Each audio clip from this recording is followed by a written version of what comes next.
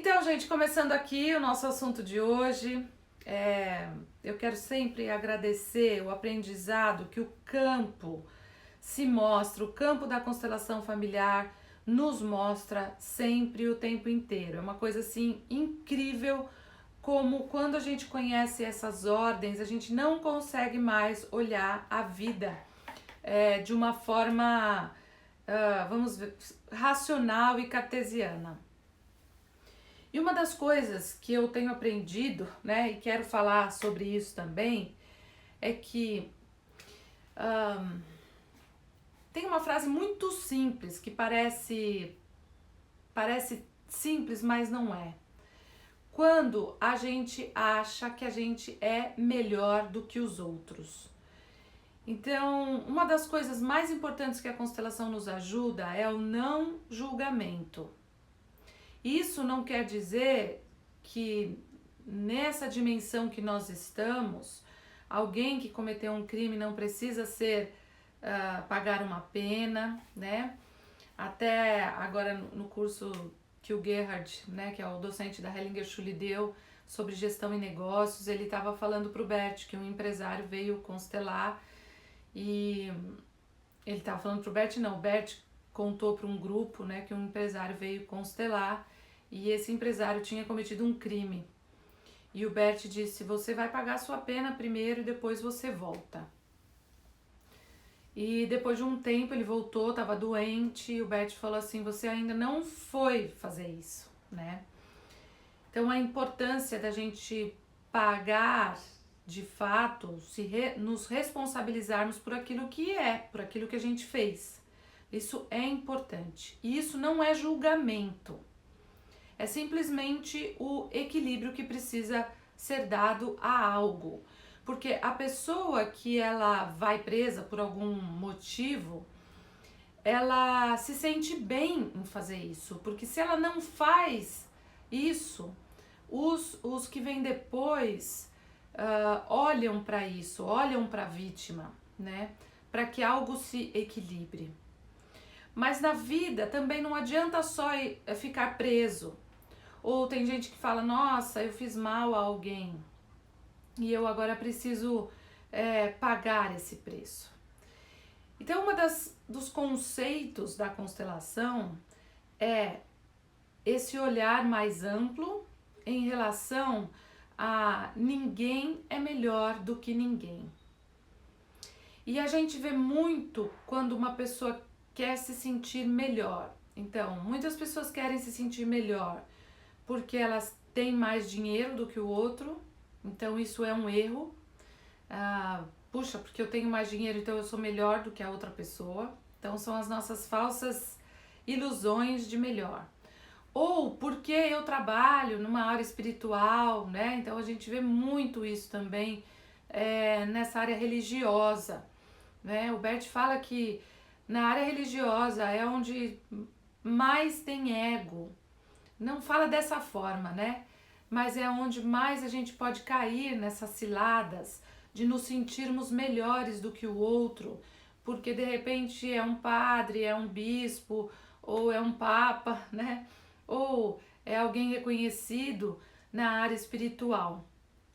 E uma das coisas que eu sempre vi no Bert Hellinger foi a ausência de ego em relação ao que ele veio fazer em relação ao trabalho. É muito bonito ver que nunca ele quis ser considerado ou fez algo para ser considerado alguém importante, porque isso nos aprisiona aqui. Eu me lembro de uma vida anterior que eu tive, e eu vou expor isso porque não tenho vergonha de falar dessas coisas. Mas eu tive uma vida anterior que eu, enfim, fiz algo que fiquei muito conhecida. E quando eu fiz a passagem, quando eu morri, eu não conseguia voltar para o mundo espiritual, porque as pessoas me puxavam de uma forma horrível.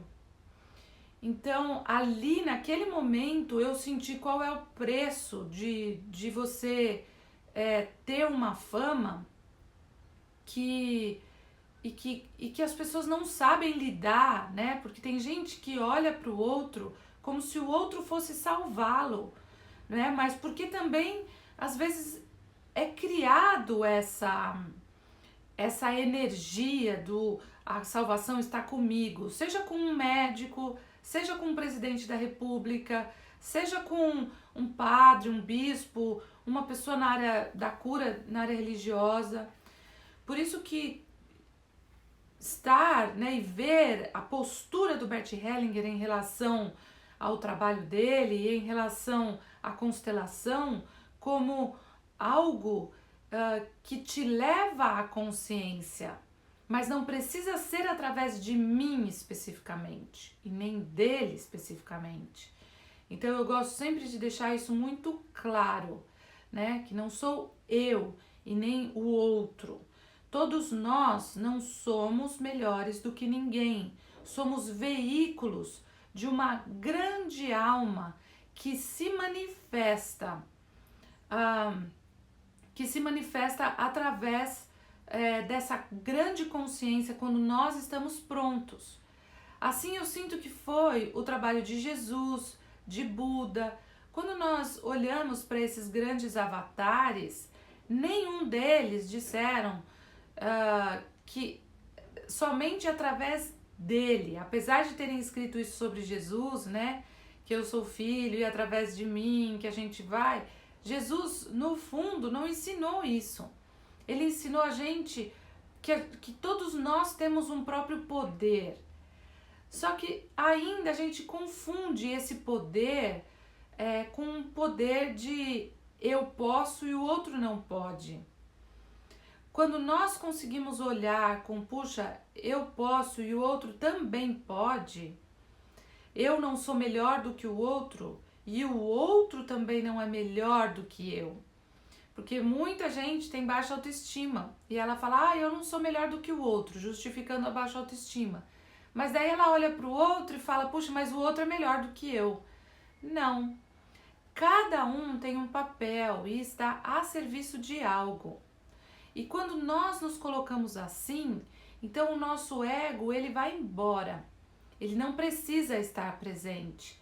Porque a pessoa que, por exemplo, tem medo de falar em público, ela vai ver que se ela ficar com esse ego, então eu não vou realizar, não vou estar a serviço de algo, eu seria útil se eu falasse o que eu sei publicamente, mas eu não vou falar porque eu tenho baixa autoestima.